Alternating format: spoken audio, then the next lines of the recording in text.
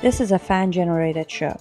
If you would like to support us, please go to jamieglazov.com and also don't forget to subscribe to our YouTube channel. All your support is greatly appreciated.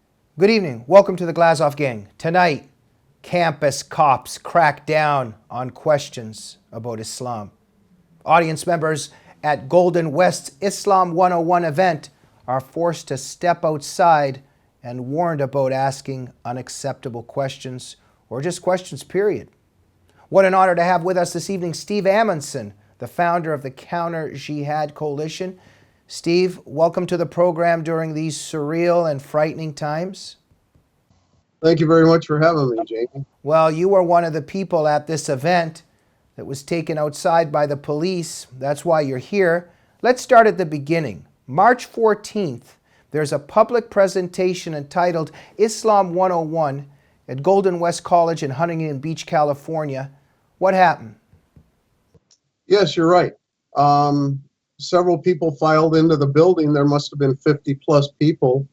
And it was a presentation given by Miss Beauvais from the Islamic Institute of Orange County in Anaheim, California. And it was advertised as a workshop on Islam to dispel the misconceptions and other bad feelings people had towards Islam. And she's a convert to Islam, correct? A public information officer at this Islamic Institute of Orange County in Anaheim, right? Yes, exactly. She converted, she said at the presentation, about 23 years ago. So by now you would think she's very astute in the Islamic ideology and knows how to answer questions and feel just about anything.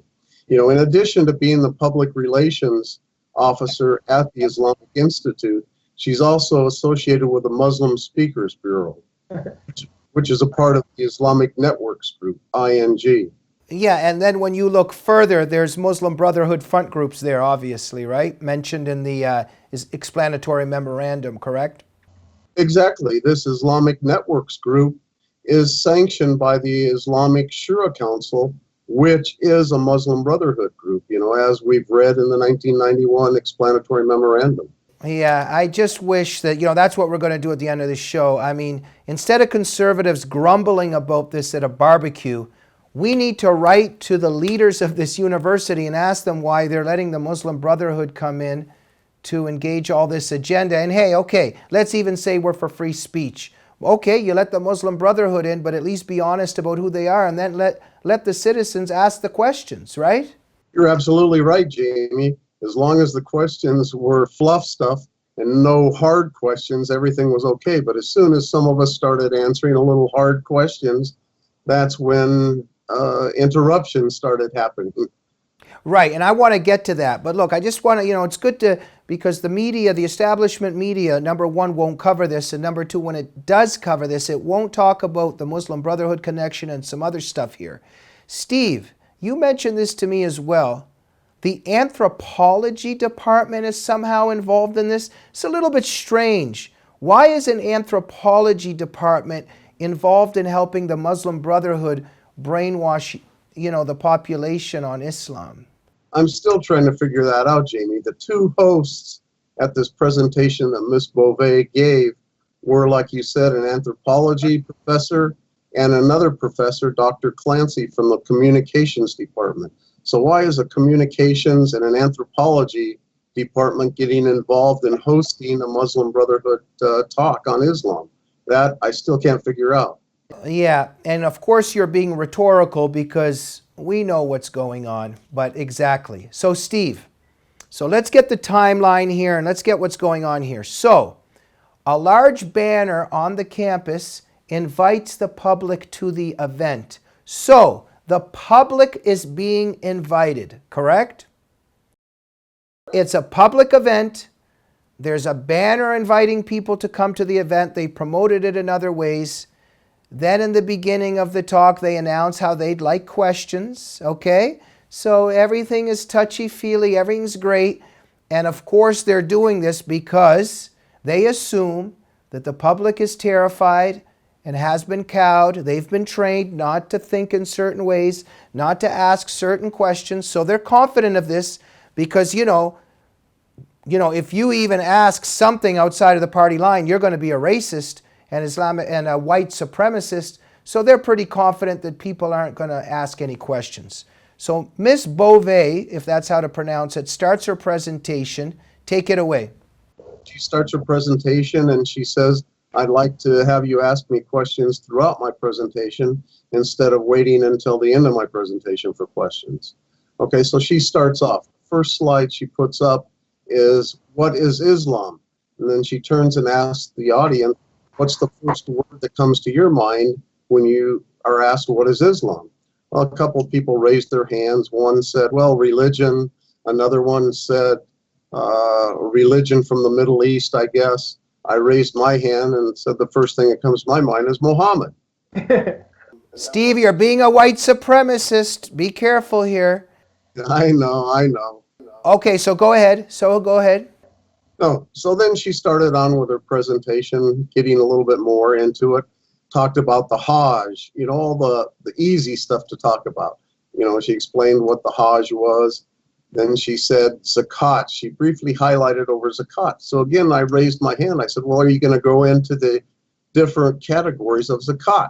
She says, hold on, I'll get on to that later on in the presentation. I said, okay. A couple of other questions were asked from the audience. And then all of a sudden, Dr. Clancy came on up to where I was sitting, and next to me happened to be sitting a man who said that he was from Egypt. Just a sec. Who's Dr. Clancy? Dr. Clancy is one of the hosts. She's the communications professor, okay, that co-hosted this event. Okay, all right. So she came on up and asked this gentleman sitting next to me who had asked a couple of questions to please step outside with her. So he was outside, and as it turned out, he went out there and the cops told him not to ask any questions.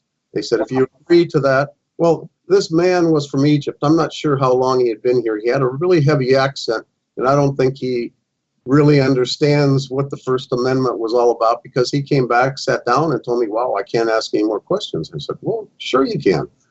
But now, Steve, one or two of the questions he asked obviously were not approved by the party line, right? Exactly, yes. Obviously, she did not like him. And she mentioned that, I guess, somehow to Dr. Clancy, the host. That's when Dr. Clancy went up and asked him to please come down outside with her. Right. Okay. Well, the questions he's asking, in other words, might have something to do that leads down the line. When there's jihad, it might have something to do with Surah 9:5 and 47:4, and that's not allowed. So go ahead, Steve. So then the presentation continued on, a few more questions. She talked about Ramadan and fasting, you know, the easy stuff. And then all of a sudden she announced, well, audience, it's time for our prayers. So we're going to take a 15-minute break. So at that point in time, that's when a police officer and Dr. Clancy came up to me, said, please come outside with us. I said, me? I thought they were talking to somebody else.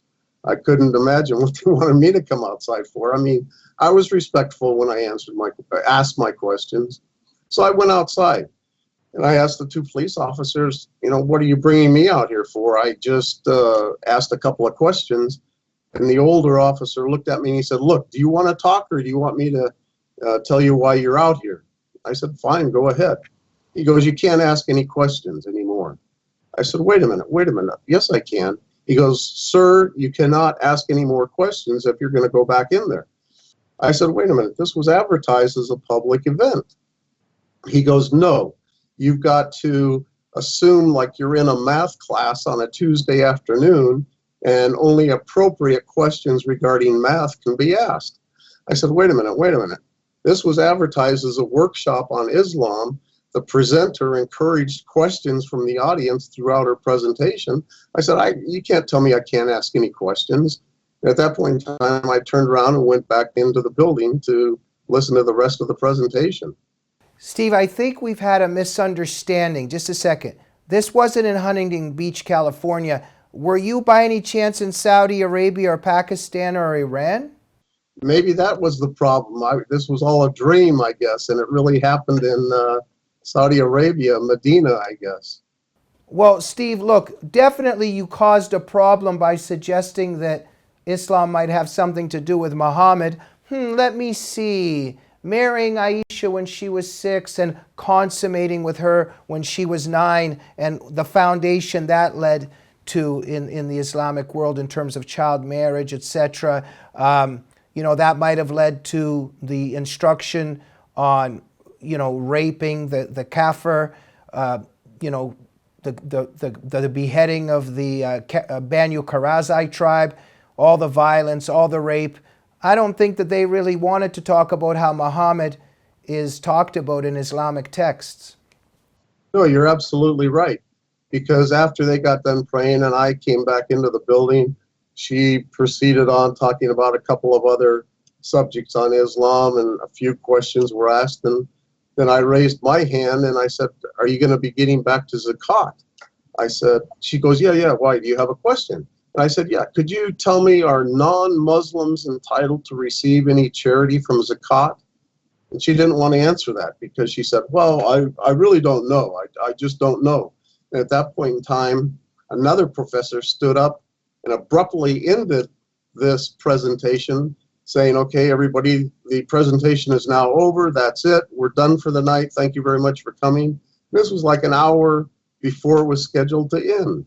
Yeah, well, thank you. Well, number one, Steve, thank you, because, I've known you for a long time, and Quranic teachings and Islamic texts and theology from one page to the next. So they're up against somebody that they're not used to being up against. And you're absolutely right. Islamic charity is talked about all the time, but in Islamic teachings, the charity is only to go to Muslims and not non-Muslims, correct? That's correct. That's right. You're absolutely right. And, the breakdown, the reason I wanted to really stay and ask a bunch of probing questions is because out of the 50 people there in the audience, I'll say like 35 were young students from the college. We're talking the 18, 19, 20-year-old impressionable minds. They were there to learn what Islam's all about.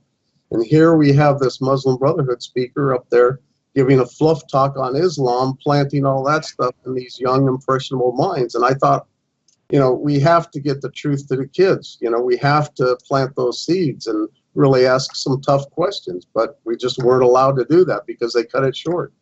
Right. Well, maybe if they had had more time, they would have explained how jihad only occurs because of global warming, but they didn't get a chance to. Steve, just want to get to a couple other things here. It's interesting that they called for a break to pray. I find this very interesting, but a lot of people do not know this. Steve, when they go out to pray, what's really happening is that they're showing their supremacy over the non-Muslims there, correct? You're absolutely right, Jamie. And I wanted to bring that up too to the audience, but I didn't get an opportunity to do that. That's the sole reason why they're doing it. Because even in their doctrine, it says they're allowed to make up their prayers if they have to miss one during the day due to work or some other circumstance. They can make them up at the end of the day. So they do not have to take a break, to pray. Just think what would happen if, say, a Christian were giving this presentation and he said, okay, audience, we're going to take a break for 10 minutes. I want to go pray. Well, there'd be an uproar from the leftists, right? But here, like you said, they're just showing their supremacy. That's the sole purpose of saying we're going to take a break. And we have to stress that Christian prayer also is very different from what Islamic prayer is, because, as you know, Stephen, can you talk about that for a minute? In these Islamic prayers, even in the Jihad, etc., it is filled with contempt for the unbelievers, correct? Absolutely. When they go down to pray, the first thing that they say is Surah 1, verse 5 through 7, which damns Christians and Jews. And that's another thing I wanted to ask her about. And I got some of it out. And they say, well, let me back up just for a minute. They say that like 17, 18 times a day at the start of all the 5 prayers. They damn Christians and Jews. Surah 1, verse 5 through 7. I started to ask her, and she interrupted me before I got the whole question out. She said, well, in my mind, what that means is we're just being told to follow the right way. It's not against Jews or Christians. It's not against anybody. It's just against people that have fallen into the wrong way. Another fluff answer, you know. Right. Well, Steve, okay, so look, we've got a situation now in our world. Jihadists, inspired by and sanctioned by their Islamic texts, they reference these texts, they are motivated, sanctioned by these texts, they're attacking us, killing us, waging jihad, trying to subjugate us. And in our own defense, maybe we go to an event in California to ask a few questions because just maybe jihadists are telling the truth when they say that Islam has something to do with when they attack us. The police are called and you are taken out of the event and told not to ask any more questions. What is going on in our country? Well, that's the leftist, Islamist axes. They work together. What's going on? They're trying to suppress any discussion, any debate on the tenets of Islam. They don't want the truth to be known. I'm sure you've read many articles about, they just tell people, the early converts, the good stuff about Islam. And what was interesting, Miss Beauvais even kind of touched upon that. She says, in the United States, the largest group of people that are converting to Islam are the Hispanics. And she says, we're able to tell them a little bit about Islam, but not the entire story. And they're so eager to convert into Islam. So that's, how they rope people into this ideology with just, the Mecca type verses, the peaceful verses of the Quran. Well, Steve, the campus police, our police are being used by the Muslim Brotherhood to enforce Islamic blasphemy laws here in America and on our campuses, correct? You're absolutely right. That's what we call civilization jihad. It's a peaceful way. They aren't shooting bullets, but they're conducting jihad through civilization process, infiltrating our educational system. I'm just trying to imagine a Christian speaker or a Buddhist speaker or a Jewish speaker, and somebody asks a few questions and then they call the cops and the cops shut it down. I mean, this would be everywhere. Number one, it wouldn't happen, but even if it did happen, it would be on the front pages in the New York Times and Washington Post, and Rachel Maddow and Anderson Cooper would be sobbing in indignation, but nobody's talking about this. Well, what I mean by that is the establishment media, establishment press. So Steve, look, I guess they weren't too comfortable with what was going on because they shut it down 45 minutes early, right? That's right. Yes, they did. And so some of us that were there, I sent out an email. We contacted the president of the college along with the board of trustees. Thanks to your article, at the bottom of your article, you list the president's email address and also ask people to contact the board of trustees, which I've heard from many people that they did. But so far, we've just gotten back canned fluff responses, nothing with substance. Actually, I'm really upset because I consider it to be an insult, the type of response they sent me to my email I sent the president. Thank you, Steve. And absolutely, yes, we ran that at Front Page Magazine. So I just want to tell the audience, Gary Faust wrote that article for Front Page, and it is called "Campus Cops Crack Down on Questions About Islam." And so we're building on that today on this web TV show. But the campus cops crack down on questions about Islam. Go to Front Page and find out all the details by Gary Faust. So Steve, look, thank you so much for what you're doing. This is an outrage. It is a disgrace. It's also frightening that the campus police are now helping the Muslim Brotherhood enforce Islamic blasphemy laws on campus, and we know what's going on in the rest of the country. Steve, what can people do that are watching right now? Action needs to be taken to defend free speech on campus. Yes, you're absolutely right, Jamie. People have to check what's on the agenda of the local colleges or universities in the towns and cities that they live in, and go to these events and push back, ask tough questions, ask real hard questions, and so that the presenter force them to answer your questions. But Steve, I mean, even right now in terms of what's happened, right now in terms of where you were just at, what can people do? We got to do something about Golden West College and pressure them to allow free speech on their campus. You're absolutely right. First step is go to the article in Front Page Magazine that you just mentioned, written by Gary Faust, that you published. And at the bottom of that article, it gives the email address to the president of Golden West College, along with the board of trustees.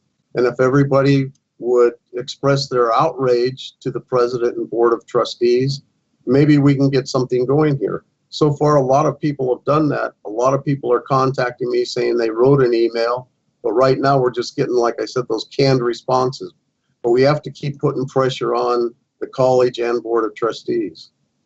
Exactly. So look, our audience that wants to get involved, please get involved. Number one, write Steve at counterjihadcoalition@gmail.com. That is Steve's email. Go to our article, Campus Cops Crack Down on Questions About Islam, at Front Page Magazine. Also, the David Horowitz Freedom Center has its own campaign, Stop University Support for Terrorists. Look it up and get involved. And so finally, Steve, final words go to you on this very disturbing occasion. I'd just like to tell everybody to do what they can. One of the fronts we have to fight is our educational system. Ms. Beauvais said that they are giving presentations to middle schools through high schools and colleges and universities all the time.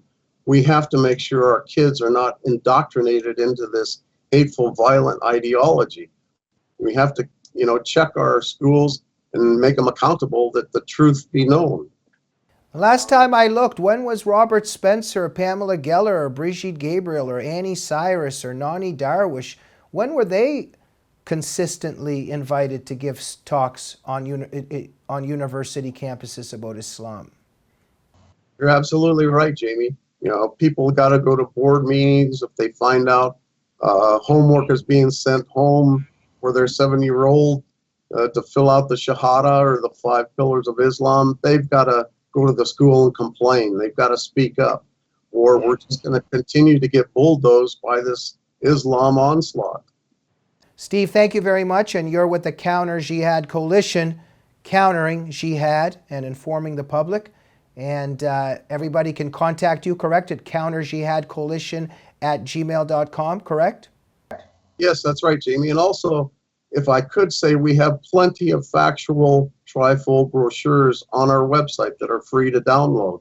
So go to our website, which is counterjihadcoalition.org, and you can download our brochures and inform and educate people next to you, your neighbors, co-workers, people that go to your same house of worship, so that we can educate people and start pushing back because they've really stepped up their game, I've noticed, in the last year.